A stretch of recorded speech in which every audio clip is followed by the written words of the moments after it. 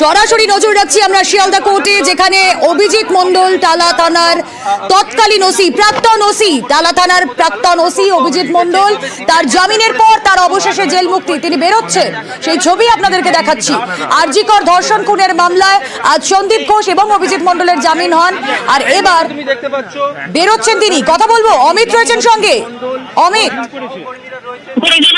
সরাসরি শিয়ালদা আদালত দপ্তর থেকে অভিজিৎ মণ্ডল তিনি বেরিয়ে আসছেন জামিনের পরে, সেই ছবি আমাদের দর্শকদের জন্য।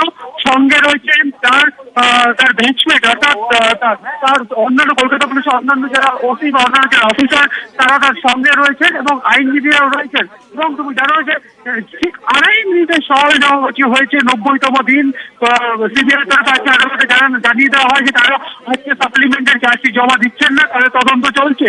এরপর আদালত অভিজিৎ মণ্ডলের জামিন মঞ্জুর করে এবং শর্ত সাপেক্ষে তাকে জামিন দিয়েছেন। এবং এই মুহূর্তে সরাসরি তুমি দেখতে পাচ্ছ বা আমাদের দর্শকরা দেখতে পাচ্ছে শিয়ালদা কোর্ট চত্বরে অভিজিৎ মণ্ডল, যাকে 14ই সেপ্টেম্বর গ্রেপ্তার করা হয়েছিল, গ্রেপ্তার করেছিল সিবিআই আরজিকর ধর্ষণ ও খুনের ঘটনায় তথ্য প্রমাণ লোপাট এবং ষড়যন্ত্রের অভিযোগ, বৃহত্তর ষড়যন্ত্রের অভিযোগ তার বিরুদ্ধে আনা হয়েছিল।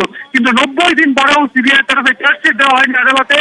আজকে অবশেষে 90তম দিনে তার জামিন মঞ্জুর করলো শিয়ালদা আদালত। এবং এই মুহূর্তে তিনি আদালতের ওপর থেকে তিনি নেমে এসছেন নিচে। কিছু সময়ের মধ্যেই তিনি আদালত চত্বর থেকে বেরিয়ে যাবেন।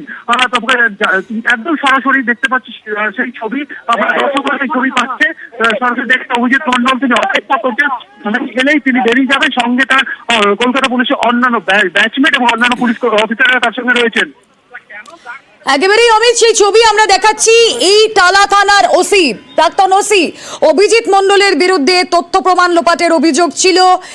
ঘটনার পর থেকে 9ই আগস্ট ঘটনার পর থেকে ঘটনার অভিযোগ দায়ের থেকে ময়না তদন্ত, একাধিক ক্ষেত্রে তার বিরুদ্ধে অভিযোগ ছিল। সুপ্রিম কোর্টেও তার বিরুদ্ধে আস্ত এফআইআর গায়েব করে দেওয়ার অভিযোগ তুলেছিলেন আইনজীবী ফিরোজ এডুলজি, আপনাদের মনে থাকবে। এবং তারপর আজকের এই দিন 13ই ডিসেম্বর, যেখানে অভিজিৎ মণ্ডল টালা থানার প্রাক্তন ওসি, তার জামিন, জেল মুক্তি, সময়ের অপেক্ষা। আমরা বলছিলাম, এই ছবি দেখছেন আপনারা শিয়ালদা কোর্টের। এবং পাশাপাশি যে গুরুত্বপূর্ণ নাম সন্দীপ ঘোষ, তারও আরজিকর ধর্ষণ খুনের মামলায় আজ জামিন হয়েছে। ব্যক্তিগত 2000 টাকা বন্ধে জামিন। কারণ কি? 90 দিনেও সিবিআই চার্জশিট দিতে পারল না। ফলত সিবিআই এর ব্যর্থতাকে সামনে রেখে আদালতের পর্যবেক্ষণ, তাদেরকে জামিন দেওয়া হলো। তবে হ্যাঁ, তদন্তের স্বার্থে, তদন্তের প্রয়োজনে যখনই তাদেরকে ডাকা হবে তাদেরকে হাজিরা দিতে হবে। ছবি দেখছেন আপনারা। আমরা দেখেছি আজ দুপুরেই অভিজিৎ মণ্ডলের আইনজীবী মোহাম্মদ সাজিদ, তিনি বলেছিলেন, তিনি আদালতে সওয়াল করেন আজ যে 90 দিন তার ক্লায়েন্টকে কি করে এই সাফারিং এর মধ্যে দিয়ে যেতে হলো, কেন যেতে হলো। 90 দিন পেরিয়ে গেল, 90 দিনের সময়সীমা, তার মধ্যেও সিবিআই চার্জশিট দিতে পারলো না কেন? কোথায় গাফিলতি থাকলে ইনি তিনি প্রশ্ন করেন। এবং আদালতের যে পর্যবেক্ষণ, সেই পর্যবেক্ষণে আজ জামিন পেলেন সন্দীপ ঘোষ এবং টালা থানার প্রাক্তন ওসি অভিজিৎ মণ্ডল। ছবি দেখছেন শিয়ালদা কোর্ট থেকে সরাসরি।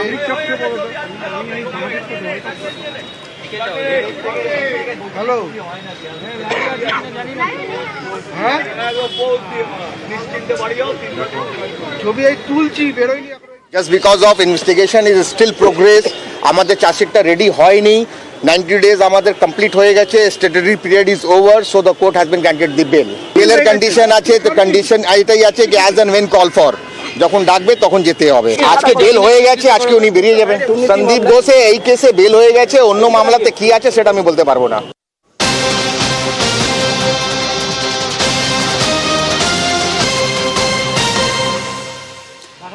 টালা থানার প্রাক্তন ওসি অভিজিৎ মণ্ডল, তার জামিন হয় আজ, আর কিছুক্ষণের মধ্যেই তিনি বেরোবেন শিয়ালদা কোর্ট থেকে। ছবি দেখাচ্ছি আপনাদের। 90 দিন সিবিআই চার্জশিট দিতে পারল না, সিবিআই এর ব্যর্থতাকে সামনে রেখে আদালতের পর্যবেক্ষণ, তাই জামিন অভিজিৎ মণ্ডল টালা থানার প্রাক্তন ওসির। আমরা দেখেছিলাম যখন ঘটনার তদন্ত চলছিল, 14ই সেপ্টেম্বর তাকে গ্রেফতার করে সিবিআই। তাকে বারবার সিজিও কমপ্লেক্সে ডেকে পাঠানো হয়, 5 থেকে 6 বার তাকে সিজিও কমপ্লেক্সে ডেকে পাঠানো হয় তখন। এবং সিবিআই এর তদন্তকারী আধিকারিকরা তাকে জেরা করেন, তার পরবর্তীতে আমরা দেখেছিলাম তিনি হাসপাতালেও ভর্তি হয়েছিলেন এবং তারপরেও সিবিআই আধিকারিকরা তাকে ডেকে পাঠান। তার পাশাপাশি যখন তাকে জিজ্ঞাসাবাদ করা হয় সেই জিজ্ঞাসাবাদে অসঙ্গতিও পাওয়া যায় এমনটা মনে করেছিলেন তদন্তকারী আধিকারিকরা, কিন্তু 90 দিনেও চার্জশিট দিতে পারল না সিবিআই। জামিন আর তারপর জেল মুক্তি প্রাক্তন ওসি, টালা থানা প্রাক্তন ওসি। এক জামিন নিয়ে আমরা কথা বলছিলাম এবং সেই জামিনের নেপথ্যে যে বিষয়টা খুব উঠে আসছিল তা হলো সিবিআই এর ব্যর্থতা। তাহলে ব্যর্থতা কি আরো এক কেন্দ্রীয় তদন্তকারী সংস্থার? কেন বলছি তার কারণ অর্পিতা মুখোপাধ্যায়ের পর এবার কি পার্থ চ্যাটার্জিরও জামিন হয়ে যাবে? পার্থকে জামিনের নির্দেশ দিয়েছে দেশের শীর্ষ আদালত। ইডির মামলায় পার্থর জামিনের নির্দেশ। এখনই জেল মুক্তির সম্ভাবনা নেই পার্থর, তবে 1 ফেব্রুয়ারির মধ্যে জামিন দিতে হবে পার্থকে। নিয়োগ দুর্নীতি মামলায় নির্দেশ সুপ্রিম কোর্টের। 31 ডিসেম্বরের আগে চার্জ গঠনের সুপ্রিম নির্দেশ দেওয়া হয়েছে। 1 ফেব্রুয়ারির মধ্যে সাক্ষ্য গ্রহণ শেষ করতে হবে, চার্জ ফ্রেম করতে হবে। সাক্ষ্য গ্রহণ শেষ হলে তবেই পার্থ চট্টোপাধ্যায়ের জামিন। 2022-এর 23 জুলাই গ্রেপ্তার হন প্রাক্তন শিক্ষামন্ত্রী পার্থ চট্টোপাধ্যায় এবং তারপর পার্থর জামিন কি শুধুমাত্র সময়ের অপেক্ষা? তাহলে আমরা বলতে পারি। আসুন কোন জায়গা থেকে এই কথা বলা হচ্ছে, সুপ্রিম নির্দেশই বা কি, আমাদের প্রতিনিধি অর্ণব হাজরা থেকে আরো বিস্তারিত জেনে নিই। অর্ণব,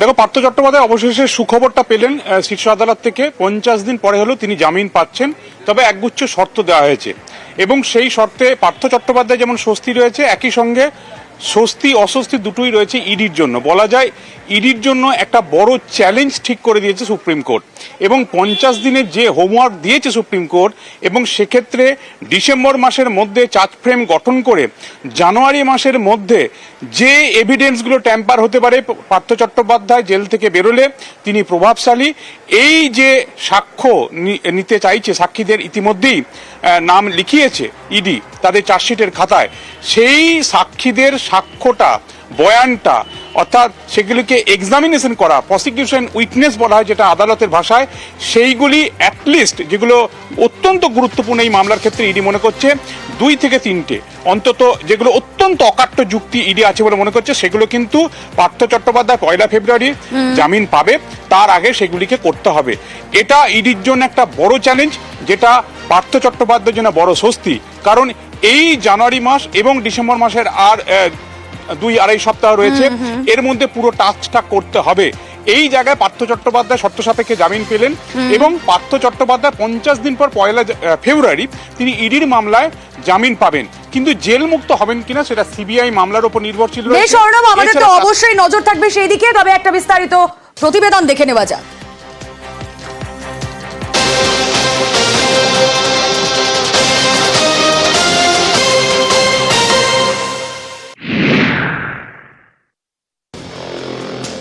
শিক্ষা নিয়োগ দুর্নীতি মামলা। গত 25 নভেম্বর ইডির মামলায় জামিন পান পার্থ চট্টোপাধ্যায় ঘনিষ্ঠ অর্পিতা মুখোপাধ্যায়। এবার প্রাক্তন শিক্ষামন্ত্রী পার্থ চট্টোপাধ্যায়কে জামিন দেওয়ার নির্দেশ সুপ্রিম কোর্টের। সুপ্রিম কোর্টে পার্থর জামিন মামলার শুনানি শেষ হয় 4 ডিসেম্বর। রায়দান স্থগিত রাখেন বিচারপতিরা। শুক্রবার রায় দেন। প্রাক্তন শিক্ষামন্ত্রী পার্থ চট্টোপাধ্যায়ের জামিন মঞ্জুর করে সুপ্রিম কোর্ট।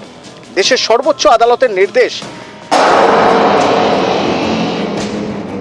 শীতকালীন ছুটি অথবা 30 ডিসেম্বরের আগে চার্জ গঠন করতে হবে ট্রায়াল কোর্টকে।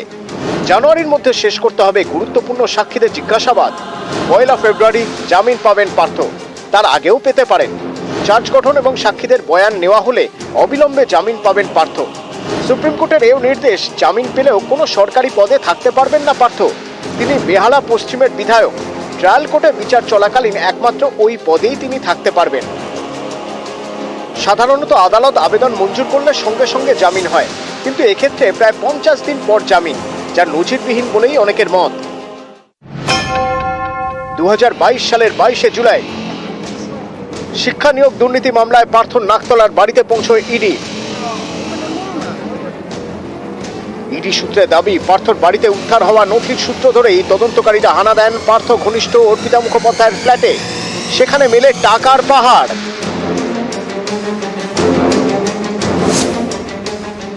কোথা থেকে এলো এই টাকার পাহাড়? ইডি সূত্রে দাবি করা হয়, অর্পিতা নাকি বলেন উদ্ধার হওয়া টাকা পার্থ চট্টোপাধ্যায়ের। এ বিষয়ে ইডি পার্থকে প্রশ্ন করলে তিনি নাকি সদুত্তর দিতে পারেননি। এরপরই 23শে জুলাই পার্থ চট্টোপাধ্যায়কে গ্রেপ্তার করে ইডি। তারপর থেকে তিনি জেলবন্দি। ইডির সেই মামলায় পার্থকে জামিনের নির্দেশ সুপ্রিম কোর্টে। তবে এখনই পার্থর জেল মুক্তির সম্ভাবনা নেই, কারণ পার্থর বিরুদ্ধে সিবিআই এর মামলাটি নিম্ন আদালতে বিচারাধীন। এখনো তাতে জামিন পাননি পার্থ চট্টোপাধ্যায়। নিউজ 18 বাংলা।